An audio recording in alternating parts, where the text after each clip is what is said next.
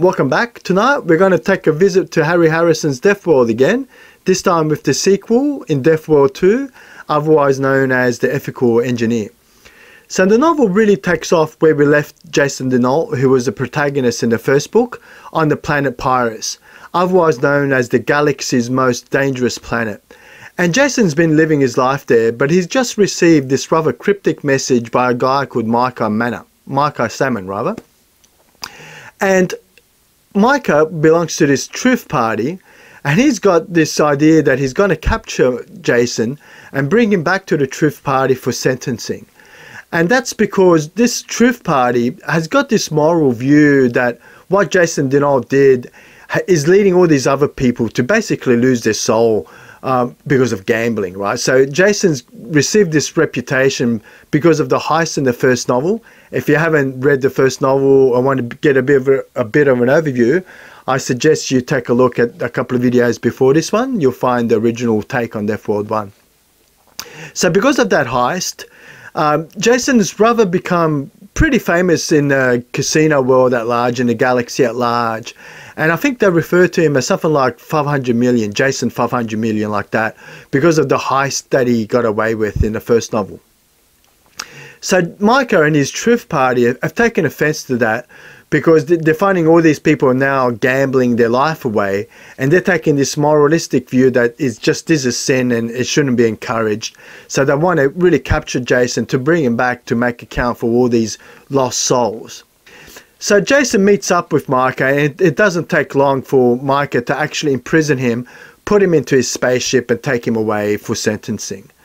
Now Jason's not going to have any bar of that, and he starts having a conversation with Micah, and before long he takes control of the ship, and instead of being taken back to sentencing, he sort of crashes this ship into the closest planet, thinking that his odds of surviving a spaceship on this remote planet is better than any sentencing that might come out of this truth party.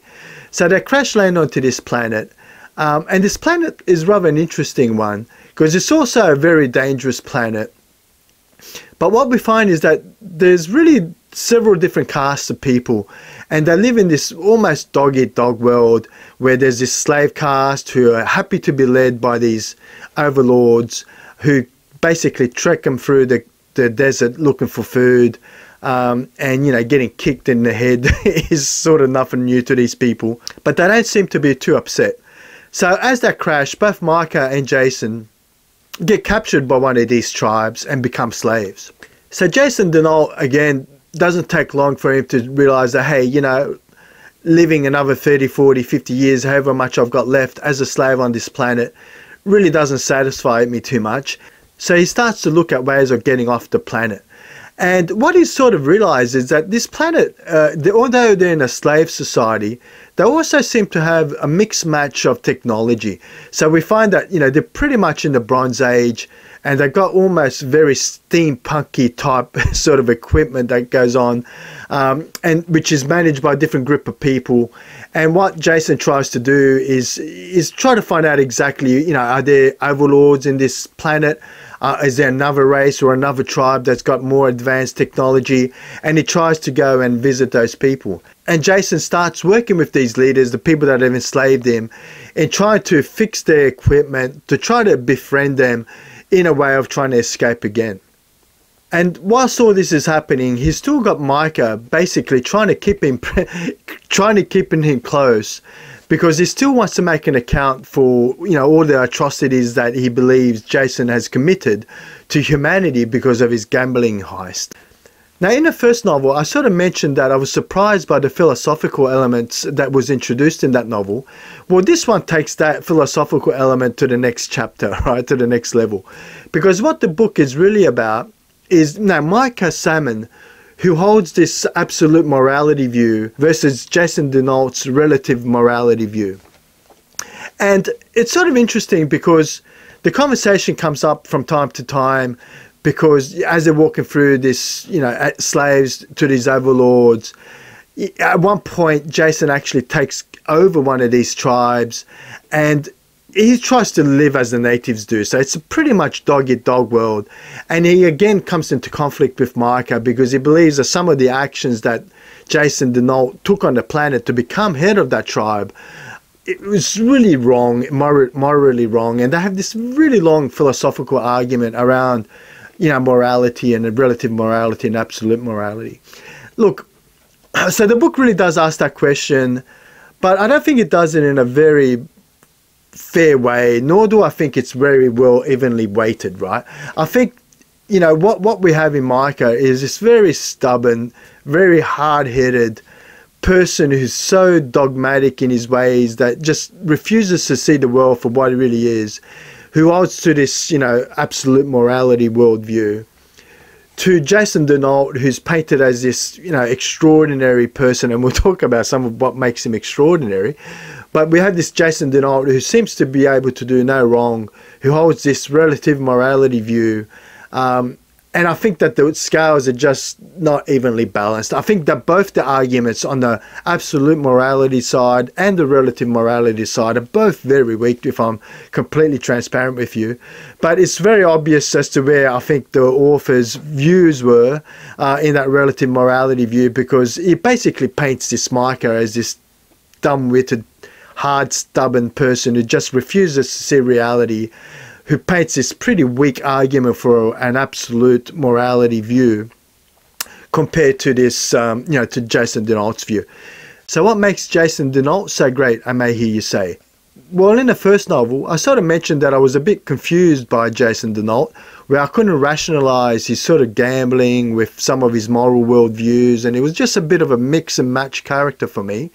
Well, this book has not done me any favors as far as trying to get an understanding of who this Jason DinALt is, because now he's sort of almost forgotten his gambling addiction. There's no real mention of his psi abilities, but now we sort of, you know, led to believe that he's this philosophy genius with his morality worldview and the argument he makes there for the absolute morality. He's a chemist. He can work with electronic equipment. He can refine oil. I mean, this guy can literally just about do anything, right, to get himself out of a bind. And where in the first novel I sort of criticized the fact, you know, I couldn't understand some of his actions to, you know, and his backstory, this novel just makes that even more confusing for me. I mean, Jason DinALt, Harry Harrison, I thought, basically just built this guy who could just get himself out of any situation. And, you know, I can be a full-on metallurgist, I can be a chemist, I can work with radio transmitting equipment, I can refine oil, I can work on steam engines, I can do everything, right?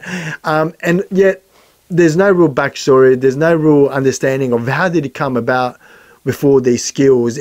He just happens to have them all, right? So I sort of thought that was, again, very strange in this novel from Harry Harrison. But I was sort of half expecting it, given the first novel. So look, it was still an enjoyable read, Deathworld 2 by Harry Harrison. I didn't enjoy it as much as the first novel, but still a very worthwhile read. I'm hoping that it story picks up again when we go to the third and final novel in this series. I did enjoy the first one a little bit better than I did the second, if I'm completely honest. And the main reason for that is I just found the balance not quite there with the worldviews, right?